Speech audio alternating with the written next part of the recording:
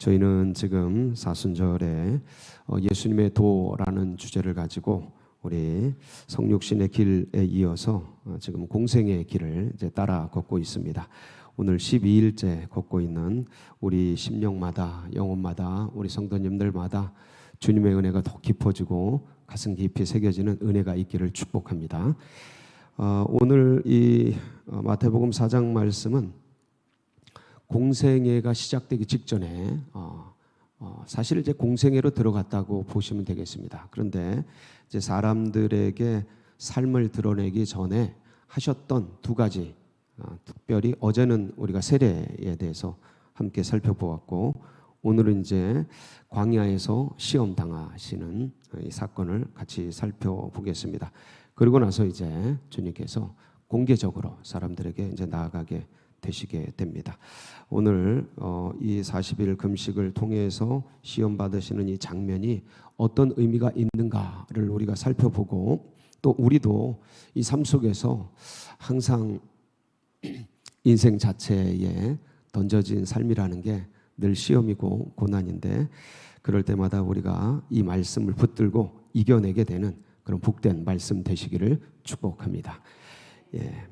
예수님께서 성령에게 이끌려서 이제 시험을 받으러 광야로 가시게 되죠. 세 가지 시험을 당하십니다.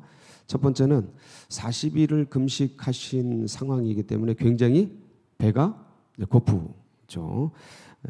인간이셨기 때문에 참 배고픔은 다 똑같은데 40일 금식하고 나서는 진짜 광야에 굴러다니는 돌들이 뭐로 보일까요?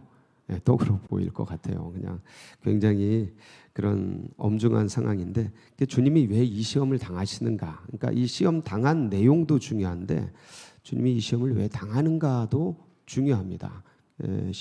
공생에 나가기 전에 왜 이 시험을 당하셨을까?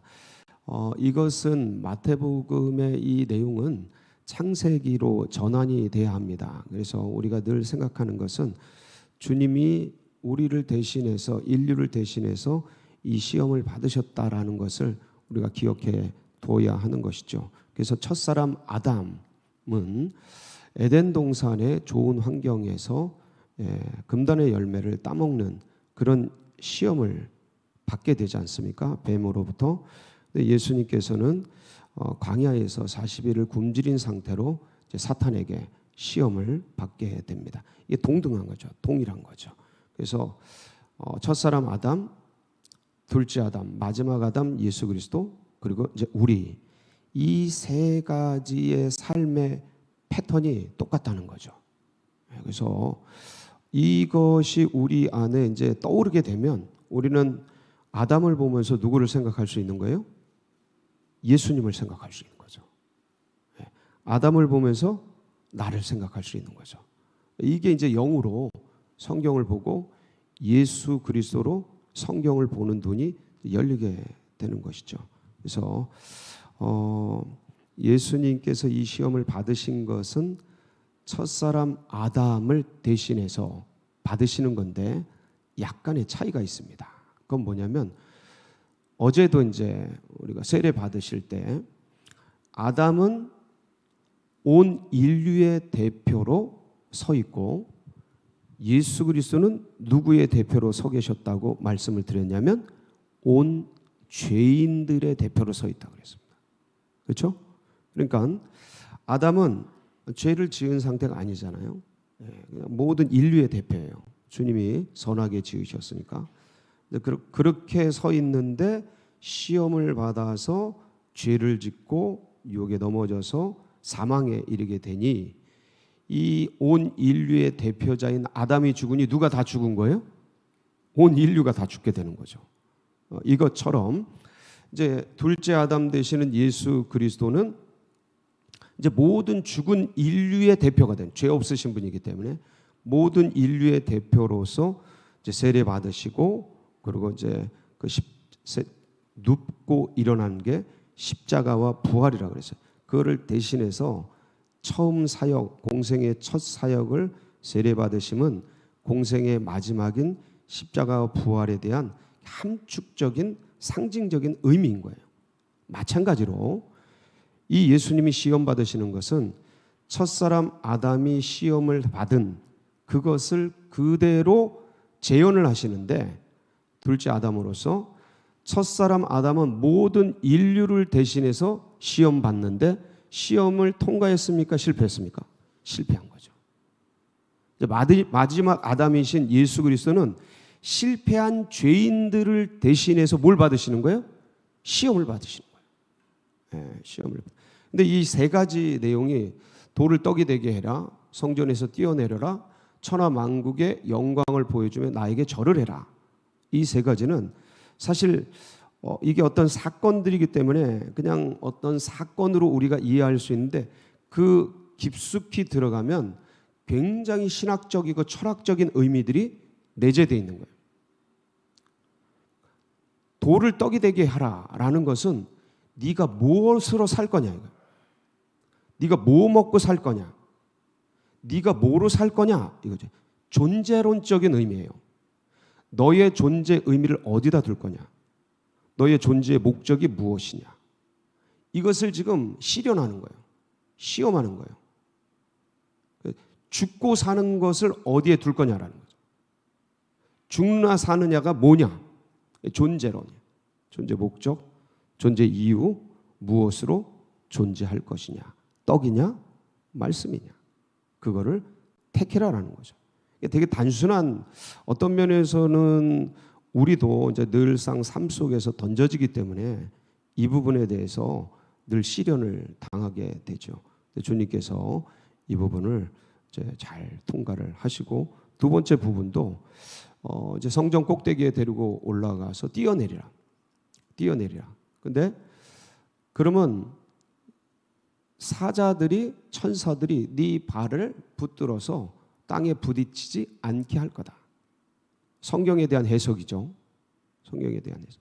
근데 이게 사실 이제 성전은 항상 이제 사람들이 붐비고 있는 그런 장소입니다. 그러니까 예루살렘 성 자체가 늘 사람들이 많았고, 그리고 그 성전에는 항상 사람들이 왔다 갔다 하면서 예배를 드리고 하는 그런 장소이지요. 그래서 사람들이 늘 많았습니다. 이 성전에서 성전 꼭대기에 올라가 있는 모습들을 수많은 사람들이 보죠.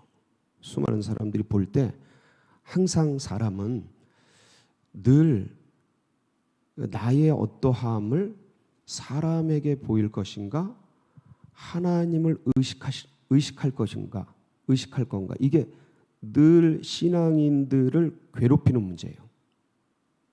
이제 바리새인들, 사두개인들이 빠졌던 오류가 사람들에게 보이는 신앙, 이걸 주님은 아주 냉혹하게 외식하는 자예요. 화 있을진저 외식하는 자예요, 이렇게 표현을 했어요.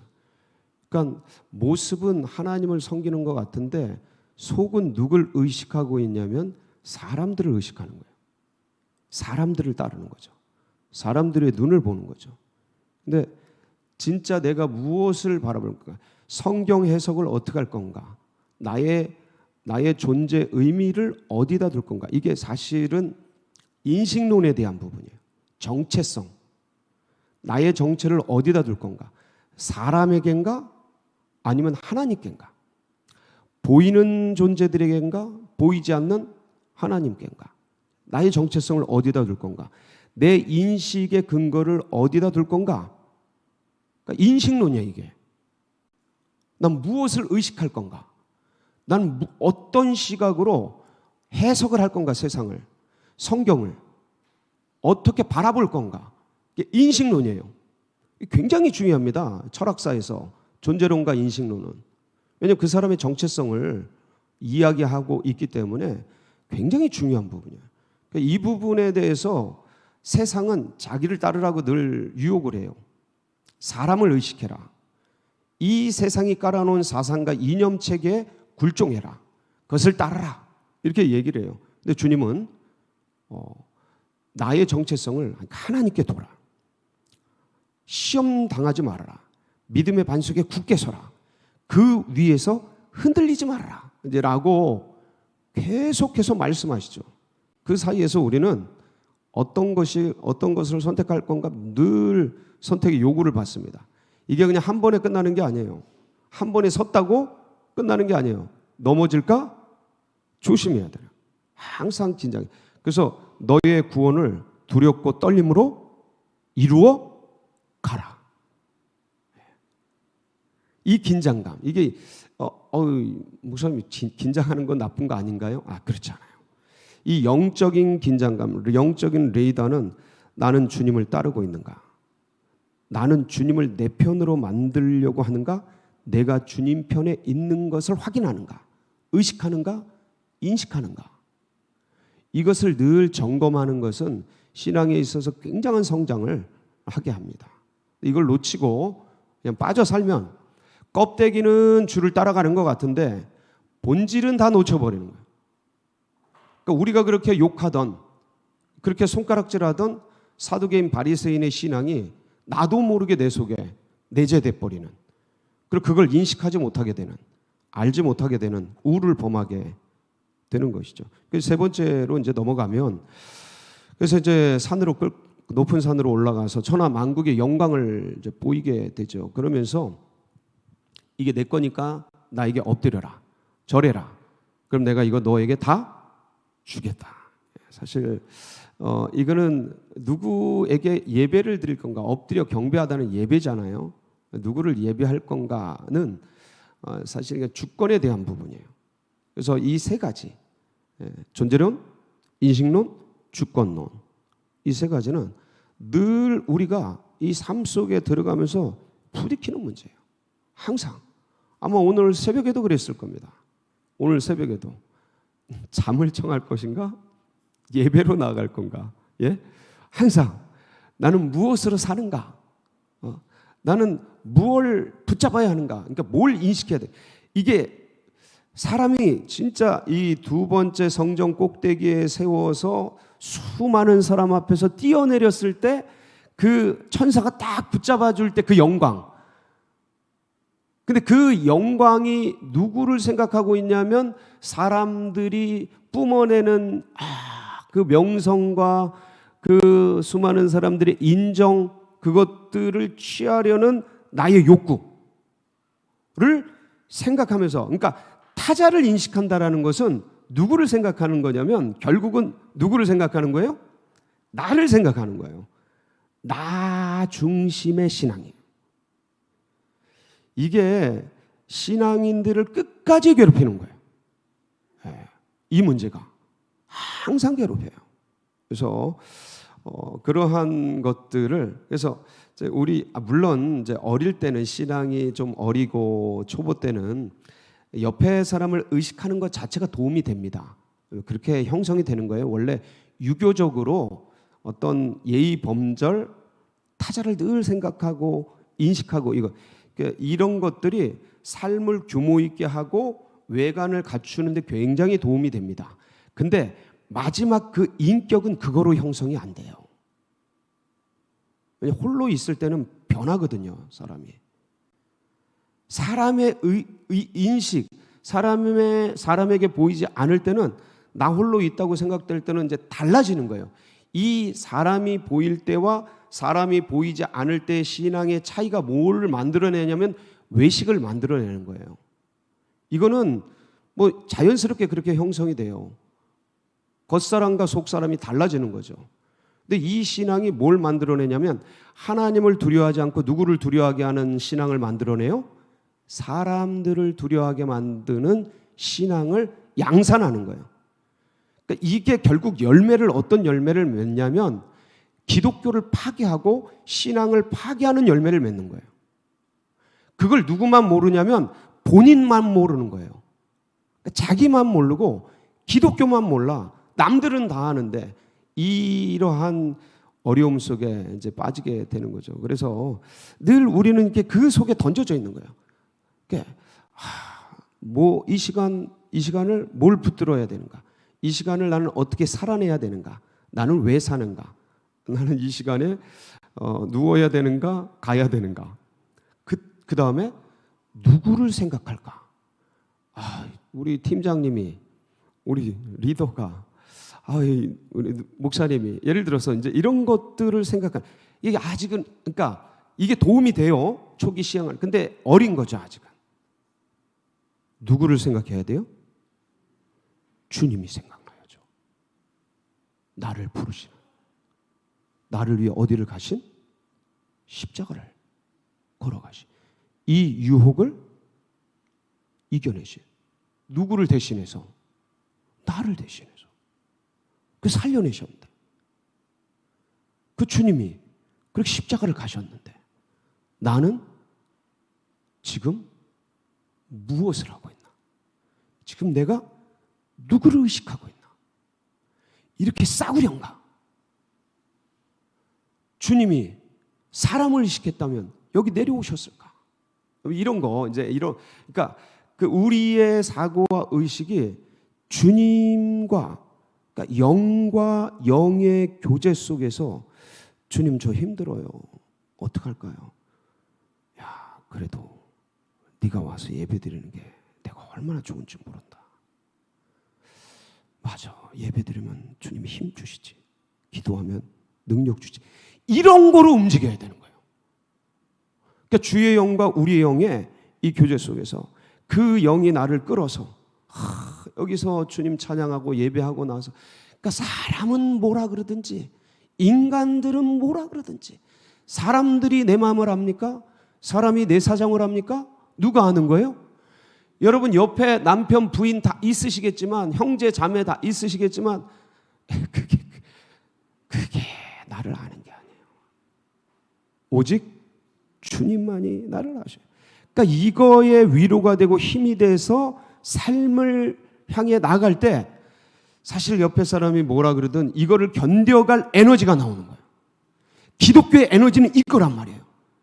그러니까 믿음의 힘은 이거란 말이에요. 처음에 초기에는 사람이 도움을 줘요. 목사님, 전사님 격려해주고 칭찬해주고. 이게 인간적으로 얼마나 힘이 됩니까? 그것 때문에 그 맛에 신앙생활하고 막 새벽기도 나오고, 어린애가 미쳤어요? 예? 뭐 중학교 이런 애들이 뭐를 안다고 막 나옵니까? 우리 권사님이 칭찬해주고, 집사님이 격려해주시고, 목사님이 그냥 너무 좋아해주시고, 전사님이 맛있는 거 사주고, 이러니까 이제 그 맛에 나오죠. 그러다가 뭘 만나요? 성령을 만나는 거, 예수의 영을 만나는 거죠. 그러면서 은혜를 알고, 기쁨을 알고, 그러면서 자라가면서, 주님이 나를 위해 죽어주셨고, 이거 알고 주님의 사랑이 나를 이끌어 주시는구나, 그걸 알고 이제는 세상 영광이 아니라 돈 벌고 명예 권세 얻고 그 다음에 막 사람들의 인정을 받고 그렇게 높아지고, 그렇게 해서 사람들이 인정해주고 존중해주는 그런 걸 뛰어넘은 그런 영광이 아니라, 이제는 우리 주 예수 그리스도의 영광, 하늘의 영광을 바라보며 그분을 예배하며 나아가는 신앙이 되는 거죠. 그래서 우리는 이 사순절에 놀고 먹고 이 아름다운 봄날에 얼마든지 그럴 수 있는 그 시간에 십자가를 걸으신, 나를 위해 그 길을 걸으신 주님을 향해 이 자리에 나와서 주님을 예배할 수 있는 믿음, 신앙, 여기까지 오게 된 거 아니겠습니까? 사랑하는 성도 여러분, 이걸 절대로 뺏기지 마세요. 흘러가는 세월 속에, 분주한 일상 속에 이걸 놓치지 말아라. 우리가 이걸 왜 놓치냐? 이 좋은 걸 왜 놓치냐? 우리 의식에서 내가 왜 존재하는가? 내가 무엇 때문에 존재하는가? 나는 무엇을 인식하는가? 무엇을 의식하는가? 나의 주인은 누구신가? 오직 예수 그리스도. 이걸 절대 사람들에게, 내 감정과 이 상황에 뺏기지 말고 영으로 육을 다스리시면서, 아멘, 예수 이름으로 모든 걸 장악하면서, 우리 힘은 그거 아닙니까? 내 의지는 얼마나, 며칠 못 가요. 작심삼일. 예? 내 마음은 간사해서 늘 요동쳐요. 그러나 우리 하나님은 영원하십니다.